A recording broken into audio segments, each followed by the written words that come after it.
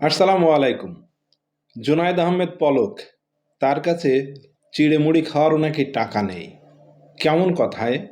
তাহলে বিগত এই যে 15-16 বছর কি করেছেন উনি? যদি সেরকম সুযোগ সুবিধাই না পান, শুধু কি ইন্টারনেট বন্ধ করাই তার দায়িত্ব ছিল? চলেন আমরা সেই প্রতিবেদনটা দেখি। আজকের ভিডিওর ক্রেডিট হচ্ছে কালবেলা নিউজ। ভিডিওটি শেয়ার করে অন্যকে দেখার সুযোগ করে দিবেন, আর নতুন হলে চ্যানেলটি সাবস্ক্রাইব করতে ভুলবেন না। জেলখানার জীবন মারাত্মক শিক্ষার জীবন।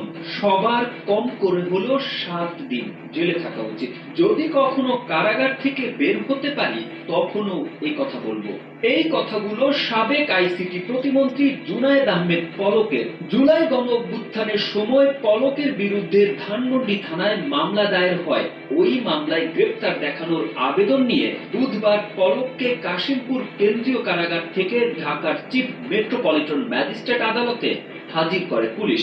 হেলমেট, হাতকড়া ও বুলেট প্রুফ জ্যাকেট পরিয়ে আদালতে আনা হয় তাকে। এ সময় পুলিশ তাকে কথা বলতে নিষেধ করেন। জবাবে পলক বলেন, আমি কোনো বেআইনি কথা বলছি না।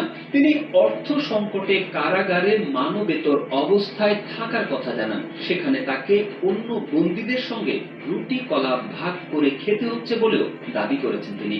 সাংবাদিকদের শুনিয়ে বেশ কিছু কথা বলেন পলক। আইনজীবী ও সাংবাদিকদের উদ্দেশ্যে পলক বলেন, চিড়ামুড়ি খাওয়ার টাকাও নেয়, কারাগারের সুমনের সঙ্গে রুটি কলা ভাগ করে খাই। সুমন বলতে এখানে ব্যারিস্টার সৈয়দ সায়েদুল হক সুমনের কথা বুঝিয়েছেন সাবেক এই প্রতিমন্ত্রী।